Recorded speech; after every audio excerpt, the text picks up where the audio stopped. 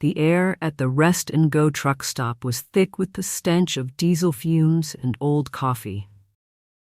I'm Clara, and at 70 years old, I felt every single one of my years as I stepped out of our rented SUV, my joints aching from the long drive. This wasn't the family vacation I had pictured, but I was just grateful to be included. My son, Michael, immediately went to fiddle with the gas pump, while his wife, Sarah, checked her makeup in the side mirror, her lips pursed in a familiar look of annoyance. Then she turned to me. Her voice was sickly sweet, a sugary coating over solid steel. "Clara, can you come here for a second? Near the trash cans, I don't want people hearing our business." My stomach tightened.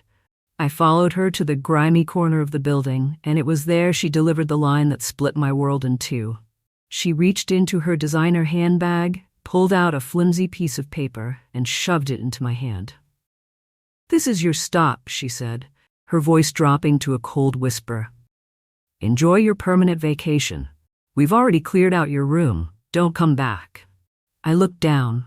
It was a one-way bus ticket, a single thin gray ticket to a city I'd never heard of, 3 states away.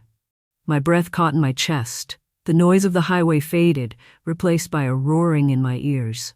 I looked past Sarah's triumphant smirk, my eyes searching desperately for my son. I saw him. He was standing by the trunk, not 10 feet away, pretending to rearrange our luggage. He saw me looking, he saw the ticket in my hand, and then he did the one thing that truly shattered my heart. He turned his back. He deliberately turned away, his shoulders hunched, refusing to meet my gaze, suddenly fascinated by a scuff mark on his suitcase. He knew. This was their plan all along. "Have a good life, Clara," Sarah sneered. She spun on her heel, her blonde ponytail whipping through the air, and got back into the passenger seat. She slammed the door. A moment later, Michael, my only son, got into the driver's seat. He never once looked back. I stood there, frozen, clutching the ticket as the SUV pulled away from the gas pump. It didn't speed off. It just left. It merged calmly back onto the highway, disappearing into the midday heat shimmer, leaving me standing next to a leaking garbage can, abandoned. I finally found my legs and walked, as if in a trance, to a cold metal bench facing the bus lanes. The diesel fumes were making me sick. I sat down, the thin ticket cutting into my palm. "We've already cleared out your room." The words echoed. My room. The small guest room in my own house. The house I had bought for Michael and Sarah to live in after his last business venture failed, hoping it would give them a stable footing. I had moved into the smallest room myself, just to make them comfortable. And now they had cleared it out, thrown my things away. My mind drifted back, as it so often did, to Arthur, my late husband. Arthur, the quiet genius who had built a software empire from nothing in our garage. He wasn't flashy. He wore old sweaters and drank cheap coffee. But he left me with a fortune so vast it was staggering. Billions. Not millions. Billions. When he passed, I was overwhelmed, not by the money, but by the fear of what it could do. We had always worried about Michael. He was a good boy, but weak, easily influenced, and always looking for the easy way out. So I made a promise to Arthur on his deathbed. I would let Michael find his own way. I would give him a safety net, but I would never let him know the true extent of it. I set up a trust that gave him a modest allowance, enough to live on, but not enough to be truly rich. I myself adopted the life of a simple pensioner. I sold our mansion, moved into a small condo, and when Sarah came along and Michael's spending increased, I sold that too and moved in with them, pretending I needed their charity. Oh, how Sarah loved that. For 5 years, I had been poor old Clara. I was the live-in babysitter for their children, who were now at a fancy boarding school I paid for anonymously. I was the maid they didn't have to pay. I endured the constant, casual cruelty. Sarah would hold up a $20 bill for groceries and say, "Try to make this last, Clara. We're not made of money, you know." This while she was wearing $1,000 shoes. I was told my clothes were embarrassing and that I should Try not to smell. And Michael, my son, he just let it happen. He sat silently at the dinner table while his wife berated me, his eyes glued to his phone. He let her call me a freeloader and a burden. This vacation was supposed to be a celebration. They had told me their investment had finally paid off and they wanted to treat the whole family. I was so happy, so proud, thinking Michael had finally done it. I let myself believe it. I packed my one small, worn-out suitcase, genuinely excited. Now I realized the truth. This vacation was just a long-distance drive to dump me. They had driven me hundreds of miles from home, to a state where I knew no one, to a place where a 70-year-old woman with no money and no phone, they'd forgotten to pay my bill this month, would simply disappear. They weren't just cruel. They were meticulous. A wave of such profound loneliness washed over me that it almost buckled the bench. This wasn't just about money. This was about love. I had given my entire life to that boy. I had scrubbed floors, packed lunches, and sat through endless baseball games. I had sacrificed my own comfort, my own dignity, all in the desperate hope that he would one day become the man his father wanted him to be. And for what? To be discarded at a gas station like a piece of trash. I looked at the ticket again. One way. They had sealed my fate. They were driving off to their new life, free of the burden, while I was supposed to get on a bus to nowhere, to die alone in some state-run facility. The despair was a physical weight, pressing down on my chest, making it hard to breathe. They had won. They had finally and truly broken me. Sitting on that cold bench, surrounded by strangers, I felt utterly invisible. They had taken everything from me, my home, my son, my dignity. Have you ever felt a moment of betrayal so deep you weren't sure how you could possibly recover? Let me know in the comments below, because in that moment, I truly felt I was the only person in the world who had ever felt so completely and utterly alone. I sat on that cold metal bench for a long time. 5 minutes, maybe 10. The world continued to rush around me. Trucks hissed their air brakes. Families in minivans ran inside for snacks, but I was in a pocket of absolute silence. The despair was a physical thing, a heavy, wet blanket smothering me. They had won. They had finally broken me. And then something else happened. The shock began to recede, and in its place, something cold and sharp pricked at my heart. It was anger. A pure, clean, glacial fury. They hadn't just abandoned me, they had insulted me. Sarah's words echoed again, but this time they didn't sound so final. Enjoy your permanent vacation. I looked at the flimsy bus ticket in my hand. A one-way trip to nowhere. They thought I was trash. A piece of human garbage to be dumped hundreds of miles from home. For 5 years, I had allowed them to believe I was weak, poor, and dependent. And they had, in turn, revealed exactly who they were. Greedy, cruel, and foolish. They had mistaken my patience for senility. They had mistaken my kindness for weakness. Permanent vacation, I whispered to the empty air. A slow, cold smile spread across my face. You have no idea what a real vacation is, but you're about to find out. My tears stopped. My back straightened. The 70-year-old burden they'd left in the dust was gone. In her place sat Clara Hayes, the grieving widow of Arthur Hayes, the sole inheritor of Hayes Industries and one of the wealthiest women in the world. I stood up from the bench, walked past the stinking garbage cans, and entered the Rest and Go cafe. The smell of burnt coffee and grease was overwhelming, but it didn't matter. I slid into a cracked vinyl booth, the table sticky beneath my hands. A waitress shot me a look of pity, the kind you give to the elderly and the lost. Just a black coffee, dear, I said, my voice quiet but steady. She nodded and moved on. I reached into my worn, sensible handbag, the one Sarah had once called a rat's nest. I unzipped the main compartment. Then I pulled back the false bottom, a piece of stiff cardboard covered in old floral fabric.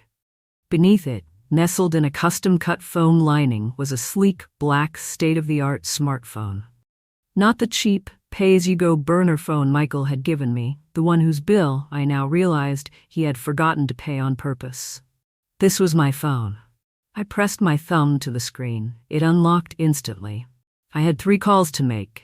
I speed-dialed the first number. It rang twice. A crisp professional voice answered. Evans. Captain Evans, it's Clara Hayes. The voice on the other end snapped to attention. Mrs. Hayes? My apologies, I wasn't expecting. Are you all right? Your security detail said you were on a road trip. My plans have changed, Captain. I am at a rest-and-go truck stop, just off Interstate 95, exit 104 in Georgia. I need you at the Savannah Executive Airfield. Have the Gulfstream G650 fueled and ready for immediate takeoff. Destination? The sanctuary. There was a half-second of stunned silence. Ma'am, the sanctuary? We haven't been there in, are you sure? I have never been more sure, Captain. I will be at your airfield in 90 minutes. And Captain, I need a car, now. A black sedan, discreet. Have it waiting for me at this truck stop in 15 minutes. Can you do that? Consider it done, Mrs. Hayes. I'll dispatch a car from our Savannah service immediately. We'll be wheels up the moment you arrive. I hung up, 1 call down. The waitress returned and slid the mug of watery coffee in front of me. I gave her a warm smile. She didn't know it, but I was about to give her the biggest tip of her life. I dialed the second number. This one went to a satellite link. Castillo. Mr. Castillo, it's Clara. I'm en route. I should be at the sanctuary by sundown. Mr. Castillo, the manager of my private island, sounded genuinely pleased. Madam Hayes, this is a wonderful surprise. The staff will be overjoyed. Shall I prepare the main villa? Will you be having guests? My smile faded. No, Mr. Castillo. Just me. However, we do need to prepare for an unauthorized arrival.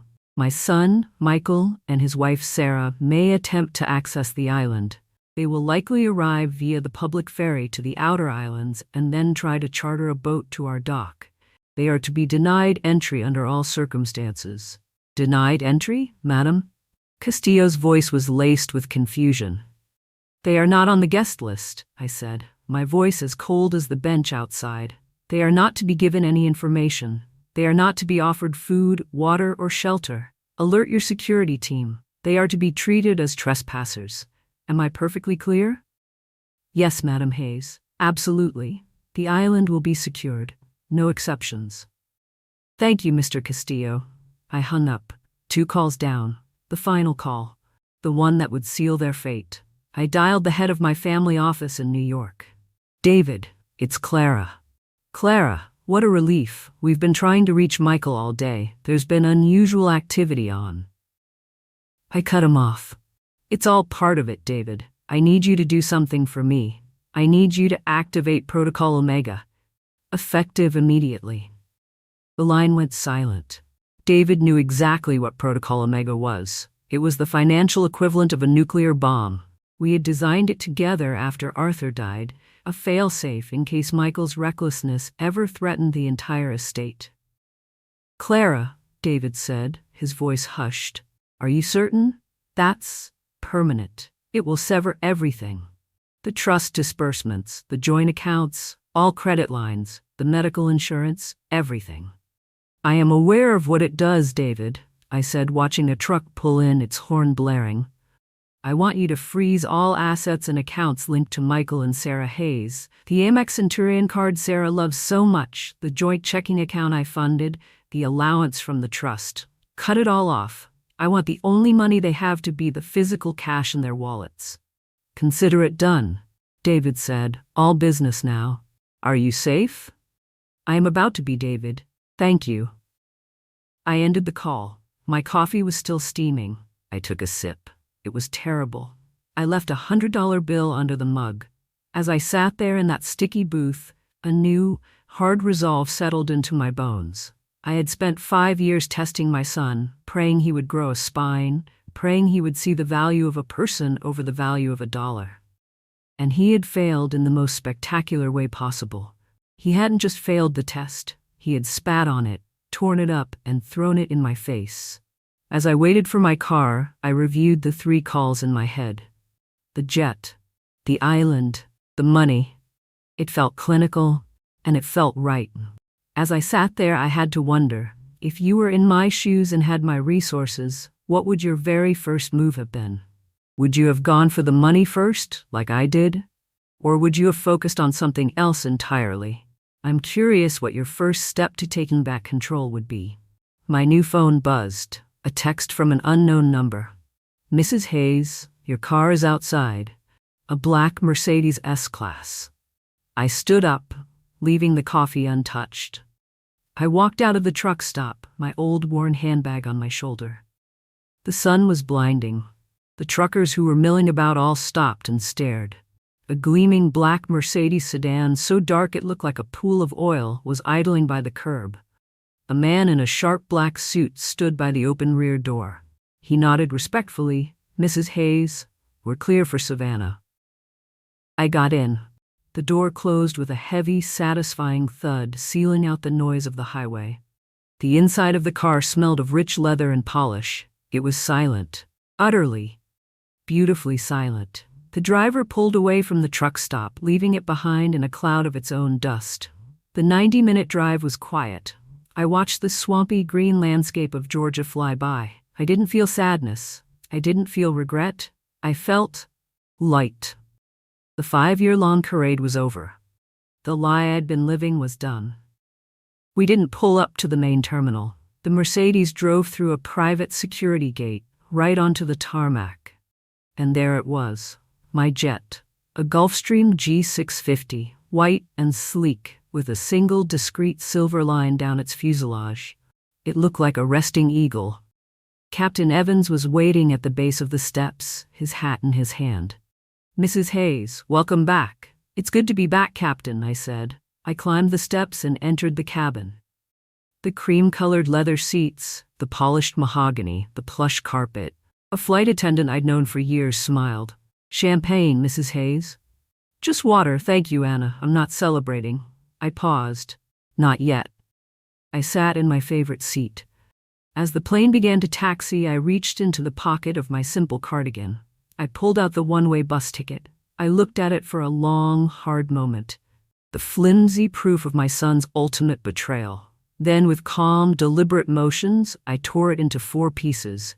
And then 8. And then 16. I tore it until it was just a small pile of confetti in my hand. I dropped the pieces into my empty water glass. Captain, I said, my voice clear over the intercom as the engines began to roar, take me home. My flight on the G650 was, as always, flawless. It was less a form of travel and more a form of ascension. As the jet climbed to 41,000 feet, it broke through the thick, humid cloud layer and into the blinding, clean sunshine. It felt symbolic, as if I were shedding the grimy 5-year skin of poor old Clara and re-emerging as myself. Anna, the flight attendant, brought me a light lunch of seared scallops and a green salad, which I ate as I watched the deep blue of the Atlantic Ocean pass below. We're beginning our descent into the sanctuary, Mrs. Hayes. Captain Evans's voice came over the intercom, smooth and calm. Welcome home. Home. The word resonated in my chest.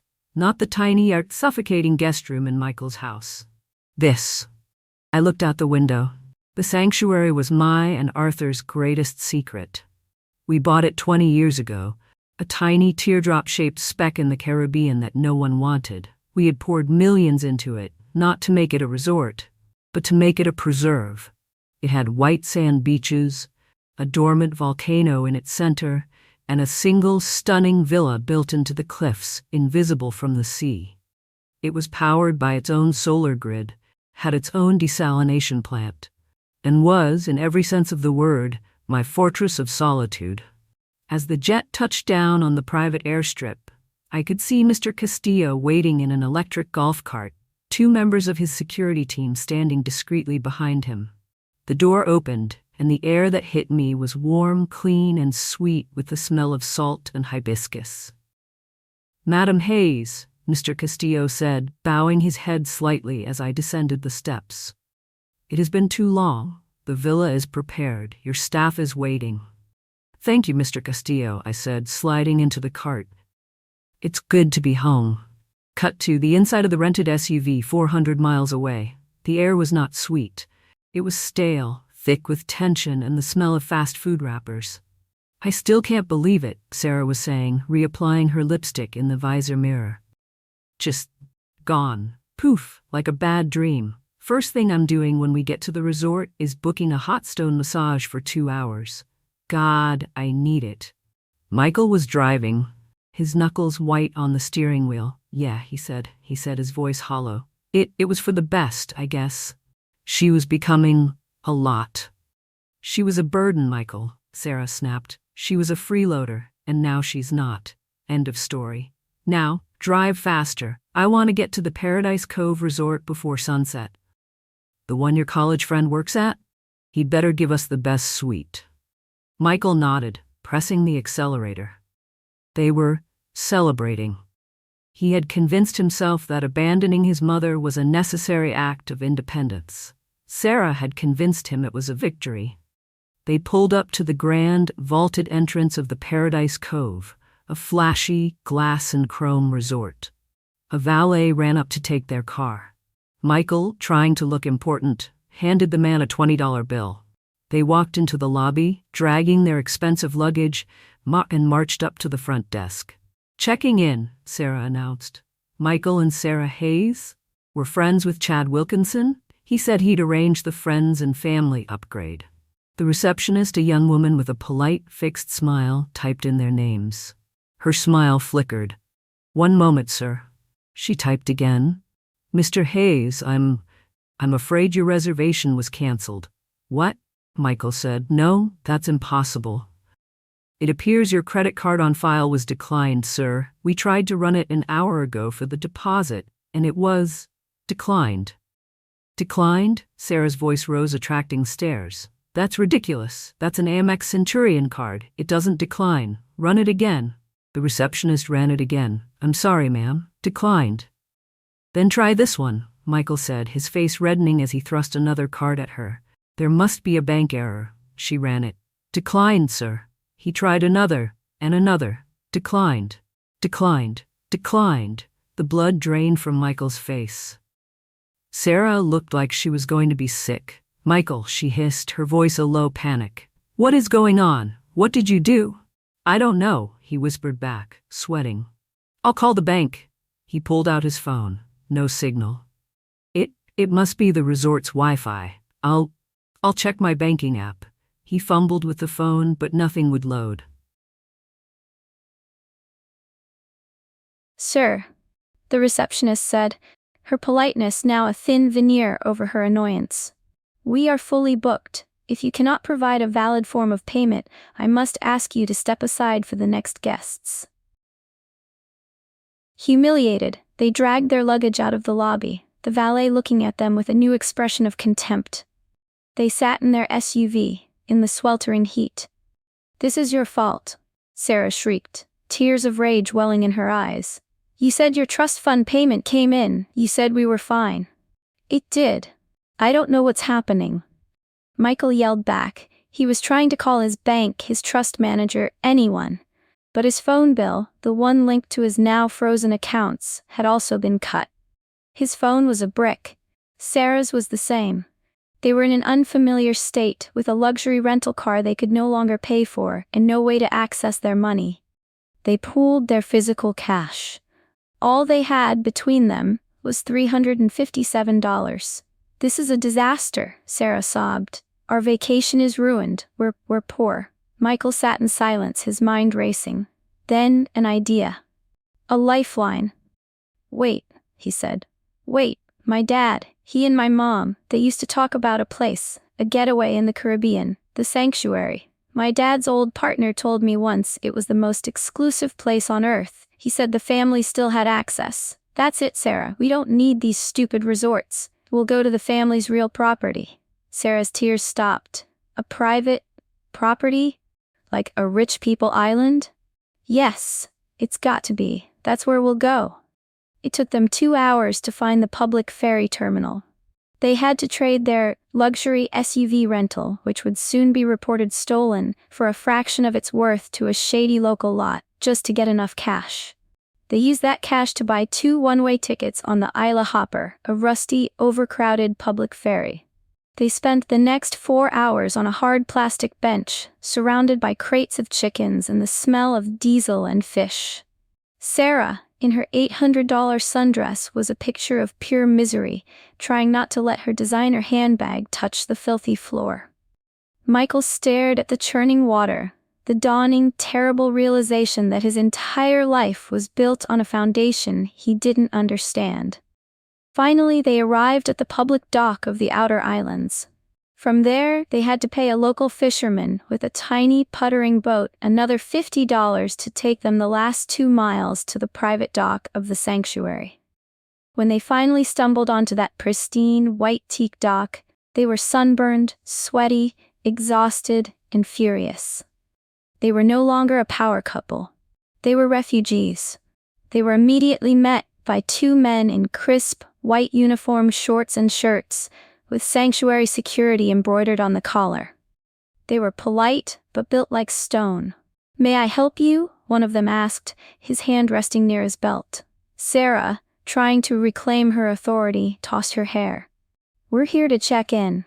Michael and Sarah Hayes. This is my husband's family property." The guard checked a tablet. His expression didn't change. "I'm sorry, ma'am, we have no reservation under that name." "Reservation?" Sarah barked out a laugh. "You don't understand. We own this place. Well, my husband's family does. Just call my husband's mother, Clara Hayes. She must be in the system." The guard looked at his partner, then back at them. His voice became as hard and as cold as a marble floor.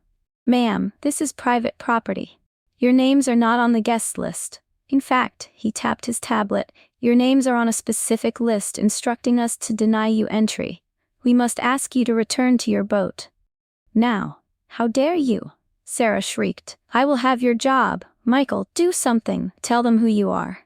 Michael, desperate, stepped forward. "Please, there must be some mistake. My mother, Clara Hayes, is she here?" "What is all this commotion, Mr. Castillo?"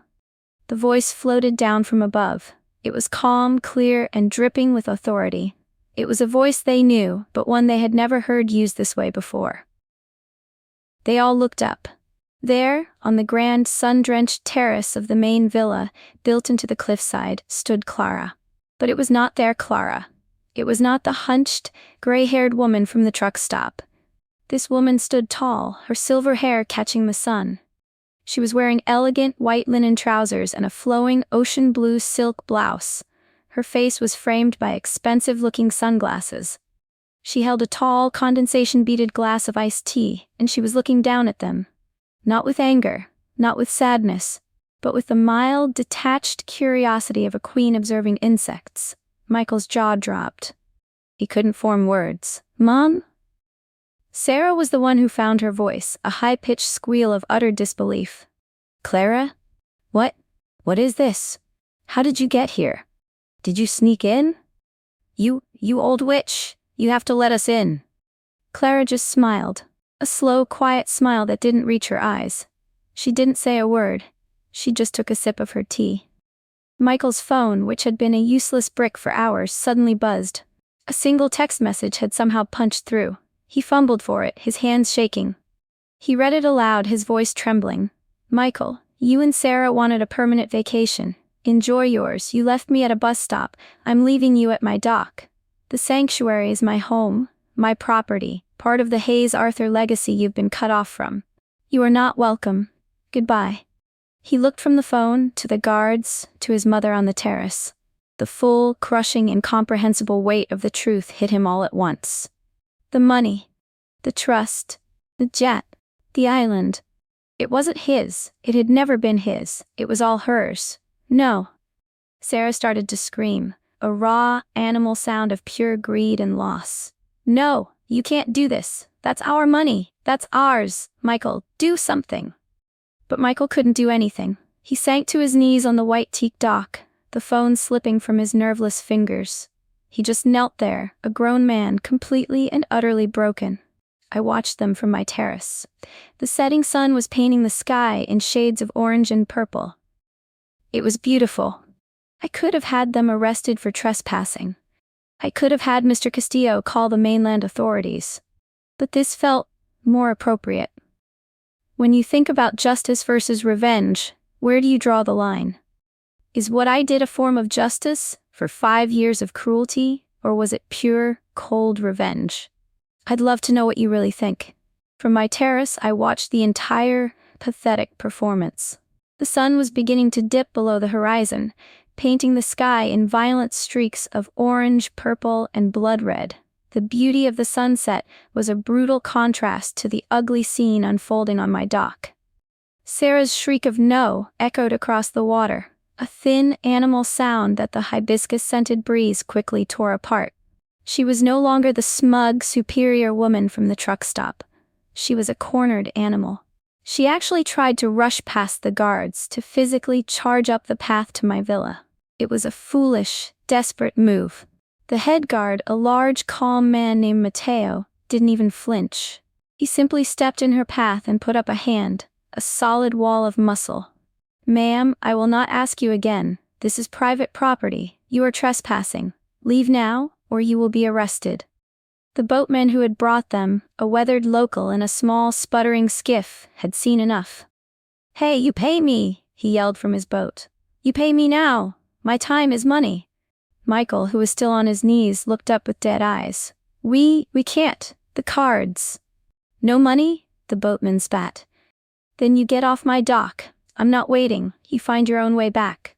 He untied his rope, gunned his small engine, and with a final curse, sped away, leaving a trail of dirty foam in the pristine water. They were stranded. Truly, utterly stranded. The headline I would later write in my journal flashed in my mind. They were left stranded. The sun sank completely. The tropical darkness fell, not with the gentle fade of the north, but like a black velvet curtain dropping. My villa, high on the cliff, lit up. Soft, warm lights glowed from every window. The pool lights shimmered. Faint classical music, Vivaldi, began to drift from the terrace speakers. It was a beacon of everything they had just lost. Down on the dock, there was only darkness. I watched them for another minute through a pair of binoculars. Sarah had collapsed, her $800 dress hiked up around her knees, sobbing hysterically. Michael, however, was the one who truly chilled me. He was sitting with his back against a pylon, staring blankly at the dark water. I could see his face, pale in the starlight. He wasn't crying. He was calculating. I knew that look. It was the look of my son processing a financial loss. I realized with a final crushing certainty that he wasn't mourning the loss of his mother. He was mourning the loss of his inheritance. The regret was real, just as the headline said. But it was the regret of a gambler who had just found out he'd thrown away a winning lottery ticket. It was not the regret of a son. I turned away from the terrace. "Mr. Castillo," I said to my manager, who was standing silently by the door, "turn off the terrace music. And the dock lights, all of them. I don't want to see them anymore." "Yes, Madam Hayes." I spent the evening in Arthur's library, a room I hadn't entered in 5 years. I ran my hands over his old books, his globe. I felt a profound sense of peace. The 5-year-long painful experiment was over. My son had been tested and he had failed. Now I was free. The next morning I was awakened by the sun, not by an alarm. I put on a fresh linen robe and walked out onto the terrace. A tray of fresh fruit, pastries, and Kona coffee was already waiting. As I sipped my coffee, I looked down. They were still there. A pair of pathetic, huddled shapes, shivering in the morning dew. They looked like shipwreck survivors. Just then, my personal phone rang. It was an incoming call from the island's main security gate. I motioned for Mr. Castillo, who was watering the orchids, to answer it. He did, listened, and then held the phone out to me. "Madam, it's Mr. Michael. He's on the dock's emergency call box." I took the phone. "This is Clara." "Mom," his voice was a hoarse, desperate croak. "Mom, oh God, Mom, please, we're here, we're on the dock, we've been here all night, we're so sorry, Mom. We made a mistake, a terrible, terrible mistake. Please, we'll do anything, just don't let us die out here. Please, Mama." I let him sob for a moment. I looked out at the perfect turquoise water. Die? I said, my voice calm and clear. You're on a concrete dock, Michael, not a desert island. You are dehydrated and your pride is wounded. You are not dying. You are just inconvenienced. No, Mom, you don't understand. I understand perfectly, I interrupted. You left me at a bus stop, hundreds of miles from home, with no money and no phone, to disappear. That is what dying looks like. The difference is, I could have disappeared. You're just waiting for the next ferry. You are not sorry you were cruel, Michael. You are sorry I am not the poor, stupid old woman you thought I was. You're sorry you were caught. You're sorry you lost the money. You wanted a permanent vacation from me. You have it. Goodbye. No, Mom, wait. I handed the phone back to Mr. Castillo. Block all incoming calls from that box, I said. And please arrange for the public ferry to make an unscheduled stop at our dock. I want them gone. Yes, madam. An hour later, I watched as the rusty Isla hopper pulled up. I watched as Michael had to pull a hysterical kicking Sarah onto the boat. I watched as they disappeared over the horizon, and I felt nothing, just quiet. That afternoon, I sat in my oceanfront office. I was on a video conference call with my board of directors in New York. Yes, David, I said, my sabbatical is officially over. I will be resuming my full-time duties as chairwoman effective immediately. My retirement was done. My life as poor old Clara was over. I was back. I spent the rest of the day walking on my beach, the white sand cool between my toes. I thought about Arthur and the legacy he had worked so hard to build. A legacy his own son had tried to throw away for a hot stone massage and a new car. That evening, I called my lawyer. David, I need you to draft some new paperwork, I said, watching the waves roll in. I'm changing my will. The Michael Hayes Generational Trust is to be dissolved. All of it. 99% of my entire estate will be redirected. I want to create a new foundation. A new foundation, Clara? Yes, the Arthur and Clara Hayes Foundation for the Elderly. I want it to find, fund, and build shelters for aged parents who have been abandoned, abused, or left destitute by their families. It was the easiest decision I had ever made. Arthur had built an empire to protect his family. Now I would use that empire to protect a new family.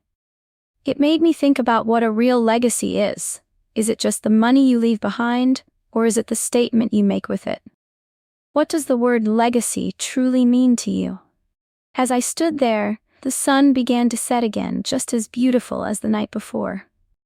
But this time, the dock was empty. My headline was complete. They were left stranded and filled with regret. But I knew what kind of regret it was.